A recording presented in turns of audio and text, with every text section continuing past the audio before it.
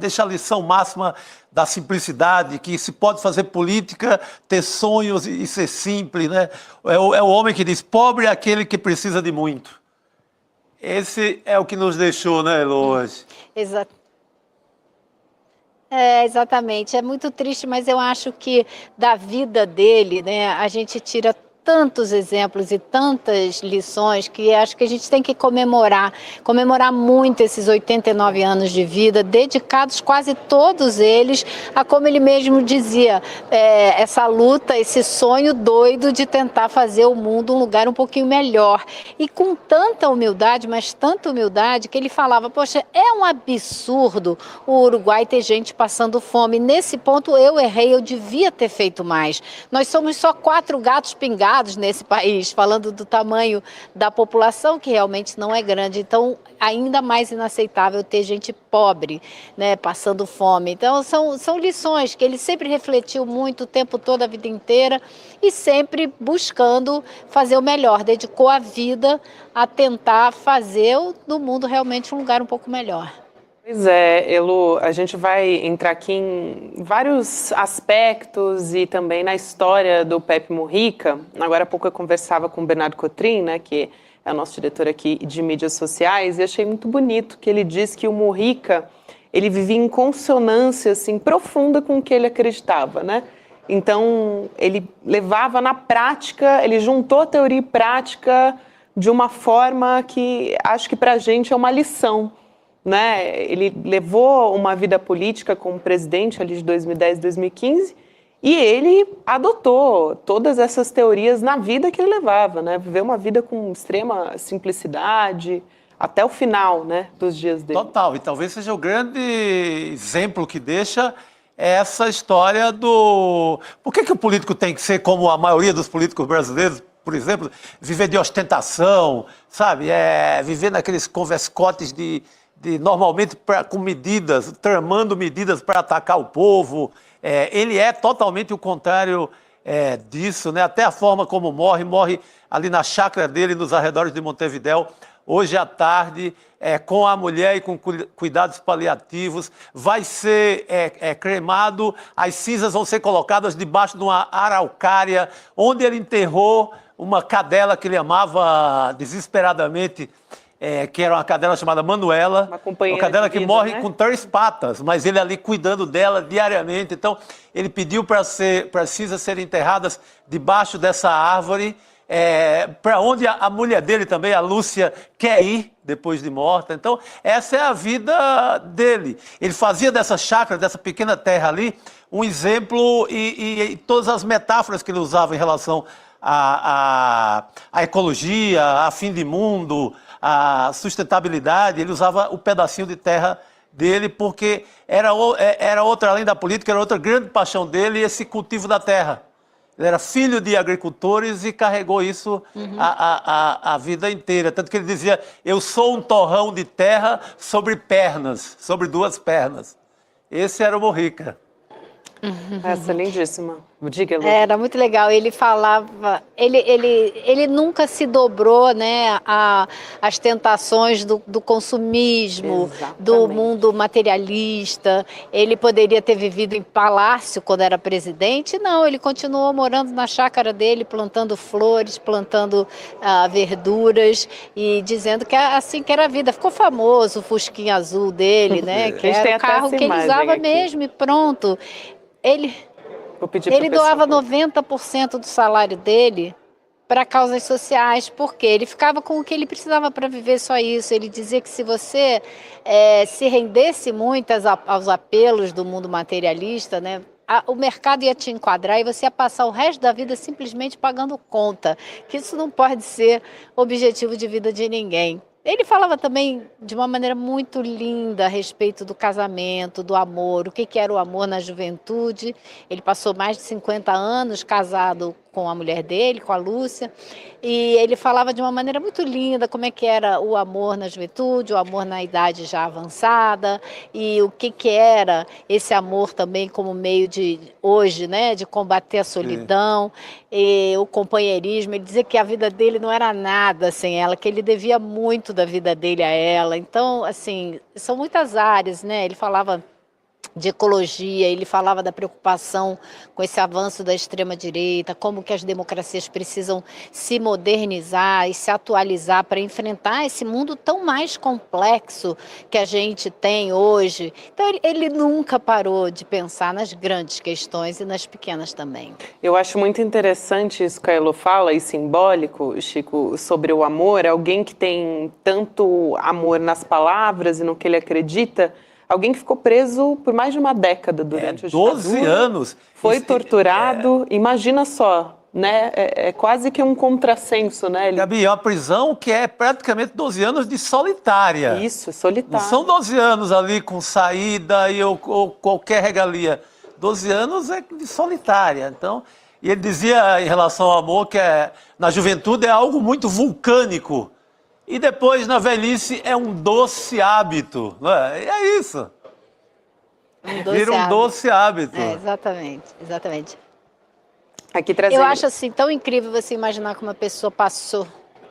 Diga, Gabi. Não, imagina, Elô, pode continuar. É que a gente está com um delayzinho, só para explicar para quem está nos acompanhando.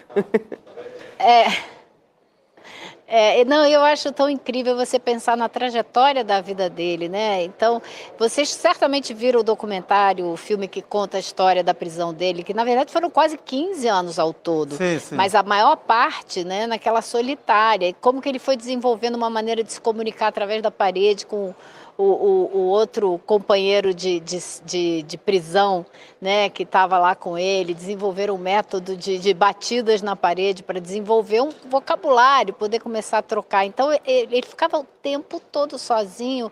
E você imaginar que uma pessoa conseguiu sair dessa situação para reconstruir a história da política do país dele. Ele fundou um movimento político que entrou na Frente Ampla e que dentro da Frente Ampla se tornou com o tempo o movimento majoritário, e foi assim que ele chegou à presidência, depois de passar por ser eleito deputado e senador. Então, essa força de vontade toda, depois de tudo que ele passou, de querer continuar fazendo do país dele um lugar melhor para a maioria da população, é absolutamente extraordinário, né? Elô, esse filme que você citou, né, que conta essa história de quando o Mujica foi preso, é Uma Noite de 12 Anos. Eu aproveito também para trazer um pouquinho de informação sobre isso, porque o Mujica ele foi guerrilheiro, né, entre os anos 60, 70, que é justamente o que conta a história do filme, integrando o grupo dos Tupamaros, que até aparece também, é contado nessa história do filme. Então, é muito simbólico que ele lutou tão bravamente, tão fortemente contra a ditadura no Uruguai, passou todo esse tempo preso, como o Chico ressaltou, 12 anos, pelo menos, em solitária, completamente sozinho, né, completamente isolado, em condições de tortura, e ainda assim ele tem palavras tão amorosas para falar sobre a vida, sobre as pessoas, sobre as crenças que ele tem e manteve até o final da vida, e vivendo dessa consonância, né? Ao longo de toda a vida, não se deixou corroer pelo Exato. Não, isso é muito bonito, porque ele não tem ali um discurso amargo, hora nenhuma. Eu vi outro filme que eu acho o melhor filme sobre ele, que é um filme do Emir Kusturica, que chama Pepe El Supremo, Pepe o Supremo. É que ele com o Kusturica, assim, eles estão numa intimidade, tomando um chimarrão e conversando sobre a vida. A única hora que eu vejo assim que ele era um homem que lacrimejava, ele tá sempre com o olho marejado ali, né? Sempre o olho molhado de lágrimas assim ao longo da vida. E o único momento que ele dá uma parada assim, repensa, é quando é perguntado sobre filho. Ele não teve filho. E nesse momento, assim, ele deixa pelo olhar que poderia ter tido. E faz quase uma confissão que passou a vida cuidando dos outros e não deu tempo, acabou não tendo um filho e tal. Mas sem grande mágoa, mas é uma única nota, assim, de ter uma certa melancolia no olhar dele. Eu achei que ela ia... Essa história eu não conhecia, não. É muito interessante. Não, essa história eu não conhecia, é super comovente, porque ele deve ter ficado pensando, né? Sim. As outras coisas. Agora, fato é que ele tem milhares de filhos no Uruguai. Né? Ele deixou milhares de filhos no Uruguai e no mundo, porque muitos de nós, né, fomos impactados e temos nele um exemplo, uma admiração profunda. Né, eu gostaria muito de poder viver a minha vida com a coerência que ele viveu e com a plena entrega à luta constante de, como eu já disse aqui mais de uma vez hoje, né, de tentar fazer um mundo um pouco melhor. Não foi à toa que ele foi aplaudido de pé na direção na OEA, até pela Hillary Clinton, que estava lá na época, quando ele foi à última reunião que ele ia como presidente participando da reunião da OEA. E todos se levantaram e o aplaudiram de pé. Isso não acontece com qualquer um, né? É verdade, Elo. E aí a gente tem... Muita gente até conseguiu visitar o Mujica só indo até o sítio dele. Sim. Foi essa história, né, de jornalistas, de pessoas, enfim, que queriam conhecer o Pepe Mujica, iam até o sítio e diziam, olha, ele recebia todo mundo. Tinha café para todo mundo lá. E aí o as chimarrão. pessoas chegavam ali no sítio e falavam, queria conversar com o Pepe Mujica. E ele, às vezes, né, estava lá na plantação, enfim, mas ele parava, o carro dele vinha chegando, conversava com todo mundo, enfim. As pessoas, conhecem pessoas que têm histórias de ter conhecido o Mujica dessa maneira e ele atendia todo mundo da mesma forma. Enfim, até brasileiros, nesse caso, que foram lá, ele não fazia ideia de quem eram, né, para receber, para conversar, enfim, sobre a vida, sobre política. Ele que foi um organizador, né, na verdade, reorganizou a Frente Ampla lá nos anos 80, então uma coalizão que reúne diversos espectros ali, socialistas, nacionalistas de esquerda, né, Chico, Elô, comunistas, social-democratas, e a Frente Ampla ganhou 4 eleições, desde a redemocratização do Uruguai, que a gente está conversando aqui, e aí o Mujica foi o presidente até por um período relativamente curto, né, que foi de 2010 e 2015, mas deixou um legado, ele foi um símbolo muito importante, né, não só para o Uruguai, mas para a gente também. Ele dizia que nem gostava tanto daquela rotina de ser presidente, tomar decisões duras, etc., que ele era um homem, àquela altura, mais de diálogo, mas fez uma bela gestão. Ele une o país, faz um combate à fome assim, pesado, nas comunidades mais carentes. Claro, ele queria resolver o problema em definitivo, mas faz uma gestão no plano social muito eficiente. E ele prepara os direitos civis também, né, Chico? Exato. Ele prepara, deixa o Uruguai assim, em ritmo de avanço até agora, sabe? É uma grande... ele acho que vai entrar para a história, assim, como esses seres mitológicos da América Latina, como Che Guevara e outros, assim. Ele vai ter essa dimensão. Eu acredito que ele vai ganhar essa dimensão histórica, pelo que deixa, né? Pelos ensinamentos, pela prática, por tudo isso. Com certeza, não só como gestor, né, como presidente, que conseguiu fazer esse combate duro, como você disse, à fome, mas também que conseguiu legalizar a maconha, reconhecer o casamento igualitário, regularizou o aborto. Então, o Uruguai, sob Mujica, teve avanços progressistas importantíssimos que foram consolidados. Claro, e a vida dele que vai ser eternamente um grande exemplo para qualquer pessoa, né? Sem dúvida. Exato. Essa questão da maconha, por exemplo, ele sempre bateu, o governo dele foi muito forte contra o tráfico. E essa discussão da maconha estava incluído nisso. Ele sabia que era uma forma de enfraquecer o tráfico, era também a legalização da maconha. Que é uma decisão sábia, né? E não continuar nessa guerra burra às drogas que a América Latina inteira faz, financiada inclusive pela Casa Branca e etc. Eu queria trazer um pouquinho, Elô e Chico, da repercussão sobre a morte do Pepe Mujica, né, que é um líder tão importante mundialmente, mas principalmente um símbolo importante para a América Latina, para a gente aqui. E aí, quando ele morreu, foi uma grande comoção, e o primeiro a noticiar a morte do Pepe Mujica foi o presidente do Uruguai, o Yamandu Orsi, e que foi para as redes sociais, né, para dizer que estava ali comunicando o falecimento com uma dor muito profunda, né, do companheiro do Pepe Mujica, enfim, militante, presidente, uma referência, né, e que vai fazer muita falta a todos, né, e agradecendo por todo o amor que ele deixou ao povo. Ele não diz nem ao povo uruguaio, né, porque ele deixou, acho que, a sociedade como um todo. Aqui no Brasil também, o Ministério das Relações Exteriores do Brasil publicou uma nota a respeito disso. Acredito que em breve o próprio presidente Lula deve se manifestar a respeito disso, porque é um amigo de longa data, né,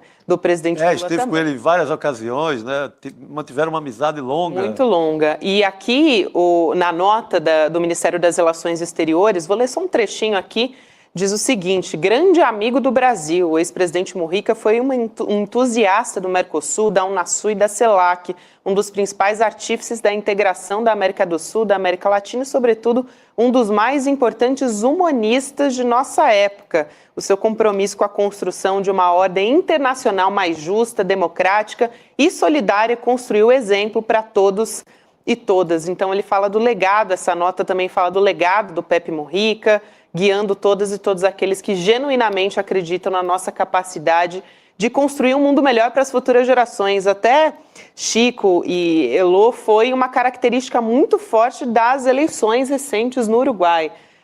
Até as falas do Mujica foram nesse sentido, né? Até as propagandas políticas de um futuro melhor para as gerações que iam permanecer com o legado do Pepe Mujica, né, Elô? Exatamente. Você sabe que no ano passado ele não veio, né? Mas ele enviou uma mensagem gravada para uma reunião que aconteceu aqui no Brasil do Congresso Internacional do Centro Latino-Americano para o Desenvolvimento. E nessa reunião, nessa mensagem que ele mandou, ele mostrou uma grande preocupação com a formação de gestores para justamente a democracia não se perder, como parece às vezes que está se perdendo diante do avanço da extrema-direita, com o apoio das mídias sociais, desses algoritmos que ficam levando as pessoas para o extremismo de direita. Então ele falou bastante disso. Agora, uma pessoa que falou dele de uma maneira muito bonita hoje também, que eu estava lendo agora há pouco, foi o Pedro Sánchez, da Espanha. Ele disse uma frase que eu achei maravilhosa. Ele falou assim: a política faz sentido assim quando é vivida com o coração, como foi o caso do Pepe Mujica. Muito bom. Bela definição, bela definição. E o mais extraordinário assim no Mujica é que também todo esse amor, né, todo esse lirismo falando da vida, do amor na juventude, do amor na velhice, mas uma coisa ele não esquecia. Dava sempre, quando falava de sistema financeiro, ele sempre citava uma frase clássica do Brecht, que é aquela de o que é roubar um banco diante de fundar um banco. O que é roubar um banco em comparação a criar um banco, que é uma frase clássica do Bertolt Brecht, e ele nunca esquecia essa frase. E ele, como guerrilheiro, esteve envolvido em ataques a bancos e etc. E isso não saía do horizonte dele. Que excelente essa frase. E distribuiu o dinheiro para os pobres, né? Roubava o banco e distribuiu o dinheiro para os pobres. Sim, não, toda a prática, é tudo coerência aí, né? É impressionante. Até o fim da vida, com certeza. Até a última aparição, uma das últimas aparições do Pepe Mujica, porque agora ele já estava recolhido, né? A família já tinha informado, até se falou muito ontem na imprensa que o Mujica estava realmente em cuidados paliativos, junto com a família, no conforto ali, né? Dos afetos dele, enfim. Mas ele estava na candidatura do Orsi no comício, foi uma das últimas aparições políticas, públicas do Mujica, que foi muito forte, mas ele tinha um tom de despedida, né, Elô e Chico? Ele até disse aqui, a gente separou um trecho desse momento, uma outra fala marcante do Mujica, mas ele falou: eu estou no final da partida, Estou absolutamente convencido e consciente. Sou um velho que está muito perto de onde não se volta, mas sou feliz porque vocês estão aqui. Gente, é inacreditável, Muito né? bom, né? Como são absolutamente geniais as frases do Putin. Não, e assim ele morre serenamente lá na chácara hoje à tarde, assim, dessa forma que ele... Em janeiro, ele anuncia que o câncer havia tomado o Foi muito fígado, rápido, que né, Chico? não tinha mais jeito, e ele anuncia de uma forma serena também que perdeu para a morte nesse sentido, mas que deixa isso tudo que a gente está falando aqui há mais de meia hora, vai falar o dia inteiro. Acho que vale a pena a gente mostrar esse trecho também, né? Dessa E última fala. Elô, pode complementar? Na sequência a gente mostra o trecho. Só ia dizer que depois dessa eleição do Orsi, o Lula teve no Uruguai com ele e deu a ele uma medalha, que é a medalha assim, mais da honra mais elevada que o governo brasileiro pode dar para alguém. Então, ele esteve lá, foi uma cena super bonita, eles se abraçam, eles botam a testa assim uma com a outra e você vê o Lula segurando o rosto dele, era uma amizade profunda, não só pelas pessoas que os dois são, mas eu acho que tem algo que une os dois de uma maneira muito profunda, que é essa não aceitação, essa revolta diante da fome. Acho que isso cala muito fundo para todos os dois. Foi uma cena muito bonita mesmo. A gente estava mostrando aquilo enquanto você estava comentando também. E aí acho que vale a pena a gente assistir essa fala do Mujica no comício do Orsi. Vamos lá assistir? Muito bom. Porque estou al final del partido, absolutamente convencido y consciente. Pero tenía que venir hoy acá, por lo que simbolizan ustedes. Entonces, soy un anciano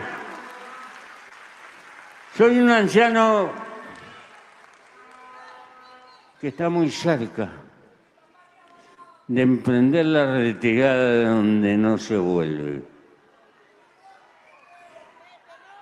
Pero soy feliz porque están ustedes. Porque cuando mis brazos se vayan, habrá miles de brazos sustituyendo la lucha. Y toda mi vida dije que los mejores dirigentes son los que dejan una barda que los supera con ventaja. Y hoy están ustedes. Ai, que última que fala. bela forma de falar, emocionante, né? de falar dos seus herdeiros políticos, né, que estavam ali no palanque e iriam seguir comandando o Uruguai. Não sei se a Lu quer São comentar. os filhos que ele, se não teve, Exato. de fato teve de direito, né?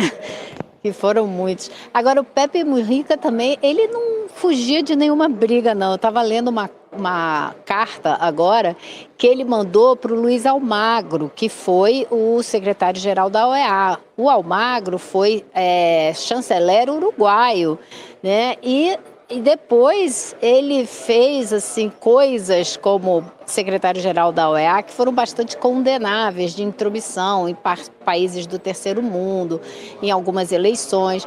E aí o Mujica escreveu uma carta para ele, entre outras coisas, dizendo: eu não sei por que caminhos que você enveredou, mas eu sei que não tem volta, então por isso aqui eu me despeço. E fez toda uma carta criticando, né, as posturas do Almagro. Nossa, que dura, hein? Que foi ali, pega o cara na contradição total dele, né? O que é muito admirável nele é isso, essa cobrança que ele faz a um cara que já tinha sido, de certa forma, do campo da esquerda. Esse talvez era o grande patrimônio dele, de não ter mudado, né? De não ter ido em nenhum modismo, ter saído do campo dele. Isso incomodava muitos políticos uruguaios, que tinham, ao longo da vida, tinham militado com ele, tinham ido para o centro, para a direita. A presença do Mujica incomodava muito essa gente, toda essa legião que tinha mudado de lado. porque ele se mantinha ali, coerente com o que disse desde o do tempo da guerrilha até o fim. A gente vai permanecer aqui conversando sobre o Pepe Mujica, que, enfim, a gente já trouxe aqui diversas frases, falas tão simbólicas do Pepe Mujica. E eu queria, enfim, encerrar a participação com o Elô, a gente vai continuar falando, o Rodrigo está chegando aqui, mas trazendo uma dessas falas simbólicas do Mujica, que ele diz o seguinte: a vida escapa e se vai minuto a minuto, e não podem ir ao supermercado comprar a vida. Então lutem para vivê-la, para dar conteúdo a ela. Ele batia muito nessa tecla, né, Chico? Sim, justamente porque era alguém que lutava de forma muito ferrenha, né, contra o avanço do capitalismo. Desse consumismo, né? Em relação ao tempo, ele tinha sempre uma ideia de que um conselho dele na ideia assim de você tem que perder muito tempo com a pessoa que você ama. Isso não é desperdício, essa é a grande história. Para combater aquela ideia de tempo é dinheiro, tempo tem que correr, e etc. Era esse cara, o tempo inteiro alertando sobre esse tipo de história. Até o Antônio Cândido... Eu vou me despedir de vocês com uma outra frase. Vai, Elô, por favor. Diga. Não, eu ia dizer porque o Chico estava falando do tempo, eu ia dizer né? que eu vou me despedir com... Gente, a gente está com os delays aqui. Tá tudo bem, mas a gente está com os delays porque hoje a Elô não está em estúdio. Vocês estão vendo que ela está no Congresso, ela estava acompanhando o dia lá em Brasília. Mas do tempo dos afetos, né? Que dizia também o Cândido. Sim, o Antônio sim. Cândido batia muito nessa tecla também. Quero ouvir a frase da Elô sobre o Mujica, entre tantas, né? Que a gente tem simbólicas dele.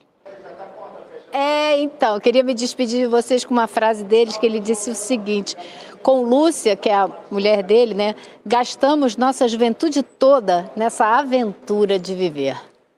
É demais. Era isso aí. É isso. Isto é Mujica. É isso. Obrigada, Elô, mais um dia aqui com você e dividindo, né, enfim, histórias tão importantes desse legado que nos deixa o Pepe Mujica. Obrigada por hoje, querida. A gente se vê amanhã. Beijo, valeu. Boa noite, irmão. Até amanhã, pessoal. Eu achei emocionante a postagem do Yamandu Orsi, do atual presidente, que o Mujica via como um jovem, né? Não é mais um jovem, o presidente tem 50 e poucos anos, mas foi formado já nessa geração pós-ditadura no Uruguai. É um homem da democracia. E o Pepe Mujica viveu nos dois lados, né? Viveu sob ditadura, de arma na mão, guerrilha, preso mais de uma vez. Ele tem a famosa... Ele foge, os tupamaros, né? Os guerrilheiros tupamaros, participam de uma fuga histórica lá no presídio de Punta Carretas, lá em Montevidéu. Esse presídio nem existe mais, virou um shopping center, não é só no Brasil, viu, Chico? Virou shopping center? O local onde era o presídio. Mas eles fizeram uma fuga espetacular, mais de 100 tupamaros escapuliram, né, ali na época da ditadura, depois foram presos de novo, então o Mujica foi preso mais de uma vez. E na prisão definitiva ele passou 15 anos, né? Vocês já comentaram aqui né, também sobre isso. E passou boa parte desse tempo numa solitária. Aliás, vai ter uma minissérie baseada no livro da história dessa fuga, né, dos prisioneiros políticos do Tupamaros, que vai ser dirigida pelo Fernando Meirelles, exatamente. Né? O El Abuso. El Abuso, exatamente. Era El Abuso porque, assim, considerava-se que os Tupamaros, né, fizeram um tremendo abuso e cavaram um túnel. Foi uma fuga espetacular. Uma coisa... E você viaja lá para Montevidéu, eu fui num restaurante ali nessa região de Punta Carretas, e aí tinha lá, debaixo do restaurante, uma área que o pessoal dizia, isso aqui é o que restou de um dos túneis dos Tupamaros, é um pouco uma mitologia, que a gente não sabe se aquele lugar é realmente um túnel ou era um subsolo de um prédio, né? Mas no restaurante eles apresentavam assim, isso aqui os Tupamaros usaram para fugir do presídio que ficava logo aqui, agora tem um shopping. Mas os Tupamaros tinham uma mitologia no Uruguai e no mundo inteiro. Os Tupamaros de um país pequeno, né, em termos de população, ficaram conhecidos no mundo inteiro pelas ações espetaculares. E porque eles não eram ortodoxos na ideologia, eles não eram assim, aquela coisa União Soviética, marxismo, leninismo, eram de esquerda, revolucionários, mas tinham uma linha assim nacionalista e muito uruguaia mesmo, tanto que era movimento de libertação nacional, né? Nesta linhagem de que vamos resgatar um socialismo na linha uruguaia, sem imitar os outros. Exato. Isso aí. Então o Mujica vem dessa tradição, né? Aliás, Às vezes acontecem coisas e você vive algumas situações ao longo da vida, com algumas pessoas, e você não tem, quer dizer, você tem a consciência de com quem você está, mas não tem aquela coisa de eu estou falando com o líder mundial, especialmente pelo fato de que, como eu falava o outro dia contigo, Rodrigo, quando eu precisava tirar férias da vida, eu vou para o Uruguai. Então, aquilo acontece assim de, avisa o velho que estou chegando. Então, o velho fala que pega o carro e vem para aqui, vamos beber um rom, ou um whisky, ou qualquer coisa menos leite, sabe? Isso, e água também não faz sentido. Então, quer dizer, um amigo com que você vai, fala, sabe? Chega à noite, de repente janta e você vai embora à tarde e tal.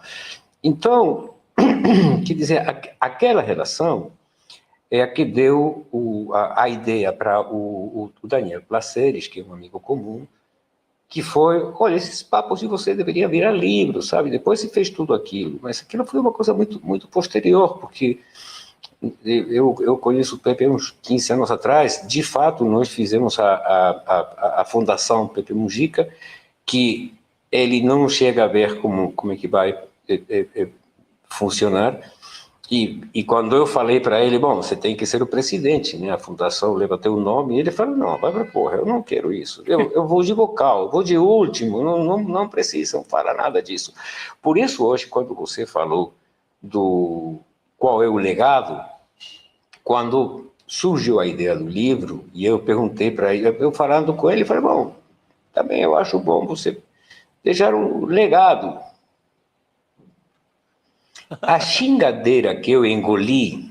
Ele ficou bravo. Você acha que eu estou para essas merdas de legado? Eu acho que isso aparece no documentário no momento. Você acha que eu estou para ir? Vamos...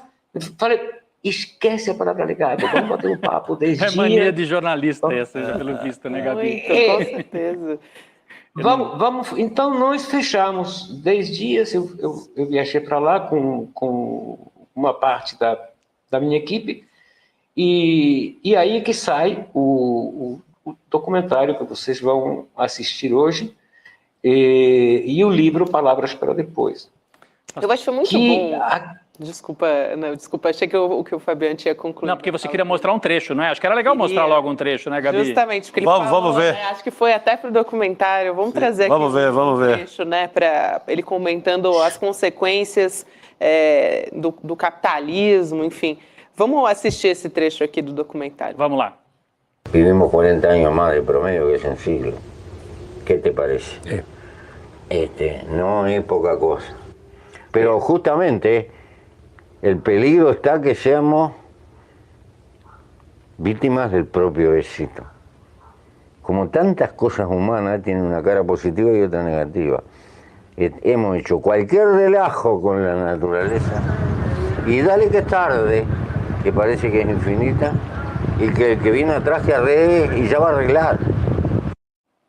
Aí, eu acho muito interessante que o Fabian, ele traz essa conversa com o Mujica e desconstrói um pouco essa imagem que as pessoas têm, uma parte das pessoas tem. Claro, o Mujica tem um olhar muito amoroso, né, sobre a sociedade, mas não era um senhorzinho bondoso. Aquele bonzinho, assim, Ele não. era um revolucionário, né? Um anticapitalista, que lutou de forma muito ferrenha pelo que ele acreditava. Boa, Gabi, né? muito boa. Eu acho isso muito importante. Gabi, tem uma coisa que é, primeiro que o velho falando era uma xingadeira, sabe? Era uma xingadeira permanente, porque é o jeito nosso de falar. E além disso, ele é uma pessoa com sentido do humor muito, de repente é redundante, mas muito divertido, porque ele era uma pessoa divertida, sabe? Então, tem um momento do documentário onde ele começa falando que ele e a Lucia eram muito pobres e que então tiveram que fazer, uma casa nova, porque tinha que fazer um teto, porque o teto, ele fala, no quarto chovia igual que lá fora. Bom, de repente chovia melhor do que fora. Dessas coisas, Gabi, ele tem um monte. Eu vi jornalistas, assim, com essa cara grave, né, de agora eu vou fazer a pergunta. Como é que você foi preso? Conta. Ele fala, bom, foi preso porque corria devagar. Se eu corria mais rápido, eles não me pegavam. Depois, uma outra vez, falou, Pepe, conta como foram naqueles 12, 13 anos na escuridão da cela. Ele falou, não, a escuridão não, porque o policial de dia, ele acendia a luz. Não, sabe, ele tinha uma coisa que eu acho uma coisa maravilhosa, que é a desdramatização da vida dele. Uhum. Quer dizer, eles viveram momentos realmente terríveis. E ele ria, aparece também aí no documentário, quando ele fala, todo mundo me faz homenagem, sabe? Me faz homenagem, o Pepe, mas ninguém passa a bola para o que eu falo, ninguém faz, e tudo bem, eu vou continuar falando. Ele era uma pessoa de um senso de humor muito, muito, muito lindo, era muito lindo. Por isso, Rodrigo, que eu comentava agora, que era um amigo, sabe? Eu sabia, eu tinha o reflexo daquilo. Eu hoje estou constrangido, eu acho que é a palavra, se o meu tradutor não está errando muito, que esse tradutor vai fazer 64 anos daqui a pouco, então de repente, sabe, fica a bolinha não fica no lugar certo. Mas a morte sempre é uma coisa ousada, né? Mas neste momento não é uma surpresa. Quer dizer, o maior peso que eu tenho hoje, que eu agradeço, de qualquer forma eu agradeço, é que eu tenho meu telefone estourado, sabe? Fabiano, lamento muito. Então está, quer dizer, o dia inteiro com isso, que são coisas que eu agradeço, mas não foi uma coisa surpressiva, não é que ele ia claro. caminhando pela 18 e caiu um piano na cabeça dele. Quer dizer, foi esperado. Isso nós estamos esperando. Eu acho que a Gabi tinha mais um trecho, não é isso, Sim. Gabi? Sim, a gente tem aqui ele comentando que era uma vida luxuosa, rica. Vamos exibir mais esse trecho aqui do documentário, vamos lá. Y por eso a mí me hicieron la fama del presidente más pobre del mundo. Se creen que es una pobreza para hacerme víctima y todo. Es para gozar la vida, porque si me complico como estos viejos pelotudos, que se complican, tienen que tener mayordomo, el coso, todo lo demás y eso. Me pierdo las pequeñas, grandes cosas en la vida, que son hacer las cosas que a uno le gustan. Mira que vos te crees que yo hago la tierra por el negocio, es que a mí me encanta. Me gusta, yo hago cosas que me gustan. Entonces me doy el lujo de vivir haciendo cosas que me gustan. Ese es el lujo que me doy.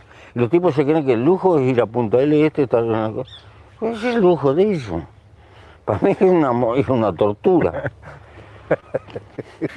Ô, Chico, essa foi boa, que a nossa Chico. tradução foi bastante educada ali, Foi, né? porque ele chamou de boludo ali. Traduziram como babacas, Chico, os boludos, né? Até que ficou bom para o português, né? Babaca fica bom. Mas Fabiana, durante essa longa convivência com o Pepe Mujica, em que momento ele mais te emocionou? Porque no filme passa muito isso. Você está ali um pouco comovido com algumas coisas que ele te fala, mas que momento foi mais emocionante? Aquele que você parou e disse, agora o velho acabou comigo. Eu vou te contar. O livro tem uma particularidade que o documentário não tem. Eram 10 dias, e aquilo não era um ping-pong de perguntas e respostas, sabe? Eu tenho aí umas 50 e pouco horas de áudio, e tem quase 3 horas e meia de silêncios, sabe? E naquele silêncio acontecem coisas. Um dia... Tá difícil.